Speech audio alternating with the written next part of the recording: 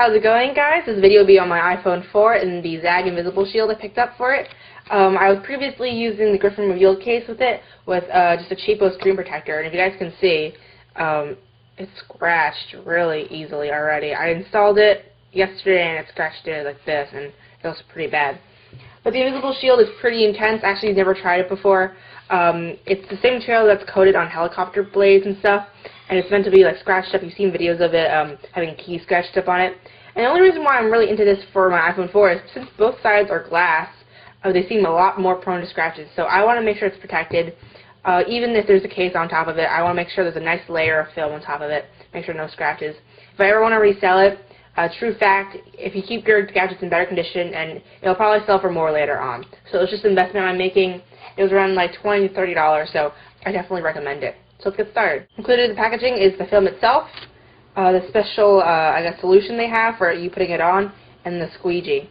So make sure you wash your hands and get started. And before you get started, make sure you spray your hands in this fluid. You don't want your hands getting stuck to the film and then ruining the film. So always give it a nice spritz. But I'm going to start with the front first and then get back to you guys. Oh yeah, also have some paper towels around you too, because there's going to be a lot of extra solution. So you want to make sure it soaks it all up with some paper towels.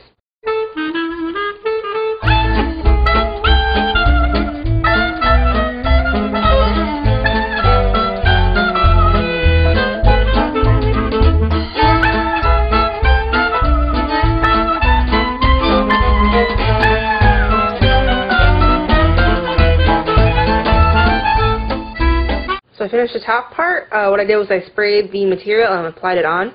I was actually pretty lucky. It actually matched up really well the first time. I just placed it on top. But as you guys can see, there's a couple of bubbles and some markings. And I read that's actually pretty normal. It'll probably go away in the next 24 to 48 hours. But all I did was I put it on and then I squeegeed out all the extra fluid. And it looks something like this. And it has a very nice material to it. I actually really like it a lot. I hope it dries not a lot nicer, that's what I'm trying to say. But onto the sides. For all these little side pieces that go on the side of the iPhone, I'm probably not going to use any of the fluid. I'm probably just going to stick them on like a sticker. Probably it'll be a little bit easier, and they're so small that, you know, I can just peel them off and try them again.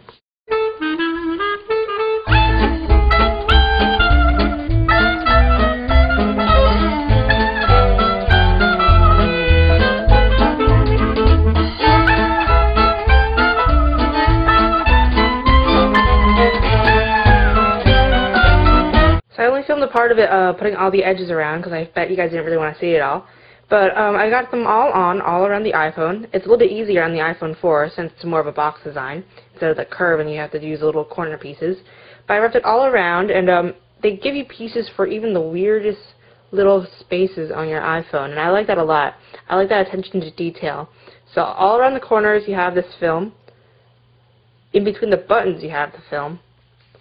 On top here, between your microphone and your power button here, and even right next to the microphone. Now, the only thing is, some of the pieces didn't fit exactly right. Now, this one fit perfectly. I didn't trim this, but this corner piece to this rest of this edge piece fit perfectly. There's like barely a seam.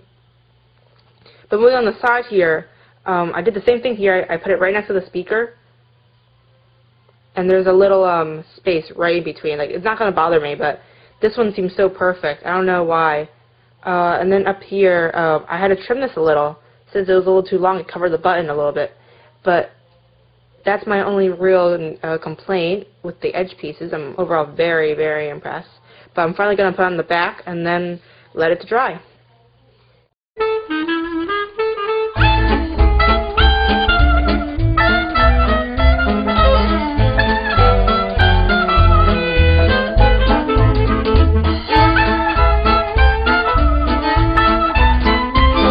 So I finished the back right here. You guys can see there's a lot of watermarking, a lot of these weird marks here.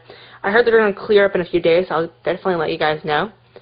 But it fit on perfectly. I actually used the camera hole as a guide, and it looks pretty good. It's straight with the rest of the border. So since I finished that, I'm going to put my iPhone 4 in a silicone case. It doesn't really matter what kind of case you use, but I heard silicone is the best because it makes sure it grips the Invisible Shield on, make sure it stays in place, and allows it to dry. And then I'm going to wait 24 to 48 hours, and then I'm going to let it dry and sit and see how if it settles any better, and I'll let you guys know. So it's been nearly a week since I finished applying. I let it dry, and I want to give you my last impressions before I end this video. Before I say anything here, I'll show you how my iPhone looks on the front here and on the back. And I have the maximum protection, so I have all the edges too, so you guys can see the little stickers. First impression was installation wasn't as hard as I thought it would be. The solution made it really easy, if I ever made any mistakes, to peel it back off and try again, which I really like over the traditional screen protectors. And that's probably my favorite feature on the Invisible Shield and these solution-based protection, I guess, solutions. Well, that's redundant. But anyway, having it for a week, I haven't used a case for it, which I really like. Especially with the iPhone 4, I really like the industrial design, so I don't want to use a case on it. And I think it functions well. Even if you drop it, the metal rim around it is actually a little bit more, I think, a little stronger than the plastic from it, you know, cracking and scratching and stuff. So I really like the look of it, almost nearly naked. But some complaints though. For my invisible skin, there's definitely a little bit of orange peel. You guys can see that in the lighting. And it scratches a lot easier than I thought it would. If you guys can see, I'm not sure you guys can tell very well, but there's a whole bunch of scratches already from just putting it in my pocket, having my keys rub against it, and I thought it was supposed to be that really resistant. It's not really. It's better than having your screen completely naked, but I'm still kind of disappointed about how that looks. But luckily, probably one of the best features of the Zag is the lifetime warranty. So if your skin ever gets damaged protecting your phone, you just pay $4 and they'll send you a new one, as long as you ship out your older one. So probably one day, once it gets too scratched up, I'm going to put this in an envelope, ship it over, go on the website, and get a brand new one and reapply it. But it's definitely worth it for this protection for your device, especially for the iPhone 4, since it's all glass. Definitely worth it. Definitely worth the $20 or $30 you're going to pay for it. Great product. Highly recommended. Thanks for watching.